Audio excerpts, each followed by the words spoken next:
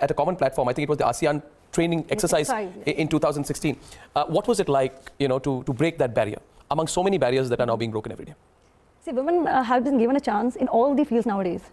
So I was lucky enough that I got a chance to serve in the United Nations in 2006. That's how my background was there. And 2010 onwards, I have been associated with the training part of United Nations in consonance with the UN Women and the Center for United Nations Peacekeeping in Delhi. So keeping in my training, I have 40 in UN. So that's why I think that was the reason they selected me as a UN contingent commander to lead the Indian contingent in the ASEAN exercise. That exercise was all about interoperability and sustain the peace among the ASEAN nations. So we were training them, all kind of how are we going to operate? Because every individual has their tactics. Different armies have different tactics altogether. But when we operate in common platform, how are we going to operate it? They have different modus of operandi. We have different modus of operandi. For example, like you have to fire someone, so we fire on the leg. But in the UN, you have to fire first on the air. You have to caution them. So different kind of drills are there. So we were setting the drills. So it was a good exposure, and definitely it was a proud moment for me to be selected as a UN contingent commander, and especially as a woman. That's incredible. One question from one army kid to another. Yeah. Samir, I'm also army kid. I wish I was the same age. Unfortunately, I'm not. But my father was also in the army, and now both your parents are in the army. That's fantastic. Major Tajuddin is in the army. Your mother, Colonel Qureshi, is in the army. First of all, as an army kid, how is it to be an army kid, and how do you feel when you see your parents wear the uniform every morning? It's great, actually. I'm very proud of my mother, and I'm very lucky that I'm the son of Lieutenant Colonel Sofia Qureshi. And as she's in the army, I also want to become a fighter pilot and defend the nation with honor and pride. Oh, how nice. Very well spoken you are. Fantastic. Let me tell you, hats off to you. We'd all love to see you in the uniform. What a sense of service and what joy this is. Absolutely. Gaurav, and I also want to ask you this, Colonel Qureshi, that your husband is also in the army, you're in the army. What is this whole environment in which you're in? Do you discuss only military tactics at home, or? We discuss everything. And what is the, in the broader picture today, in terms of inspiring another generation, as this country moves forward, it moves forward with its army. Does that picture also come to you in your mind about the service that you're both doing and your family is doing for the country? Yeah, it comes because, we have put in a lot of service, especially me. I put in 18 years of service. So it's a time to pay back. And I've been involved in the outreach campaign, that is student outreach campaign that is being conducted in all the commands. So that time when I go to home and I discuss with my husband and I say, if I get this chance, I want to actually motivate the youth. Because we have seen the army, we are serving there, but there are generations going to come and they're going to build the nation. So who's going to build the nation? Who's going to teach them? We have learned, now it's time to teach them. So we want to get involved into this. And that's how I've been involved in the outreach campaigns in the I think it's so wonderful that the Indian Army also now is bringing the talent and the service and the ability of women soldiers and women officers so much there in the front. And Gaurav was telling me just before you came in, he said that now the Indian Army also believes that you cannot tell half the population of India that you cannot defend the country. Yeah, you can't tell 50% of the nation that you have no business defending India. Exactly. That's no longer true, and I think I have trained Arnab with women officers in OTR. We have a contingent of 17 participating nations, among our many other achievements at the ASEAN field training exercise, which took place in Pune. She's an amazing officer and a fantastic role model. And now we have the pleasure of introducing her husband, who's with us on the program. The element of surprise was lost because I thought I'll have you walk in and surprise her, but Major Tajuddin is part of the mechanized infantry of the Indian Army. And first question to you is that, please don't call me sir, but we are very proud of you, sir. Thank you. We are so proud of you. First simple question is that, the accomplishments of your wife. We spoke about your family and your contribution, but how do you feel when your wife is now sort of ambassador for people to join the army? So first of all, I am very proud of my wife because it gives me an immense pleasure or immense power when I come back home from office and seeing her achievements. We have made a fame wall at our house.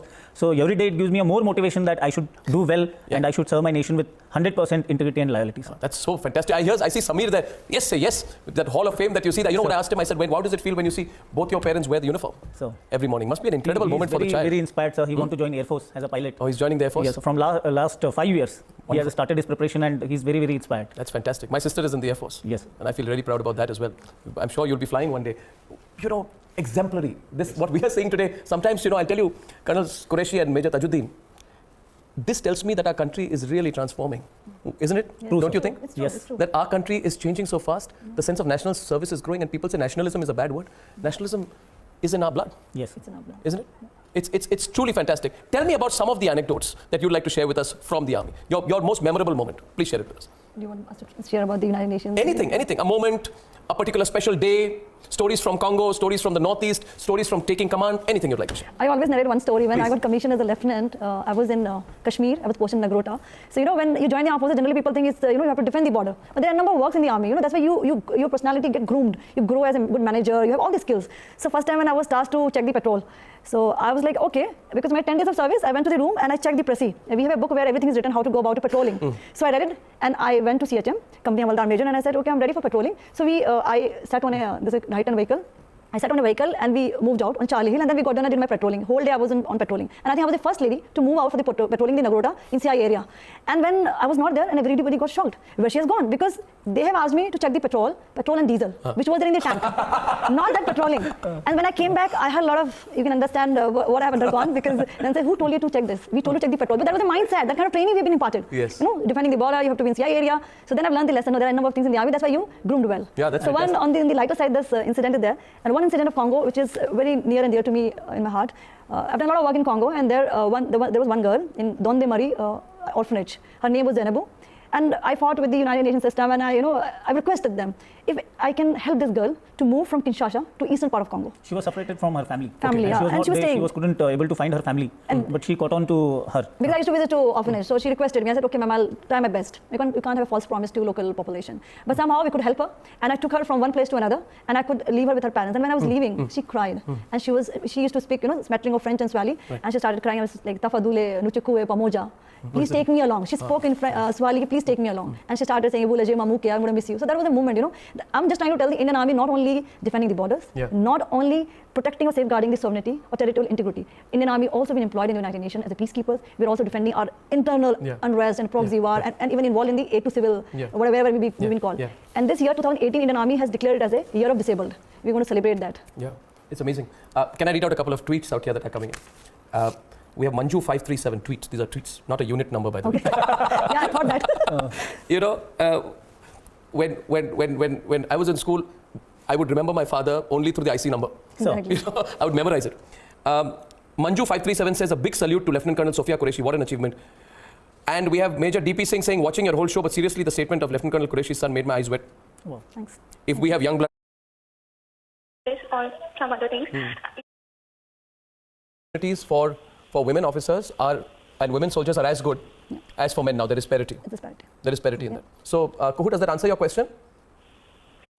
Kannada medium. Then I pursued my engineering from Bangalore through merit. And despite having a job in my your hand, schooling? I did my schooling from Belgaum, but I completed my electronics and communication engineering from Bangalore. Despite having a Motorola company and Cognizant company, both jobs in my hand, but I was so much inspired to serve for the nation.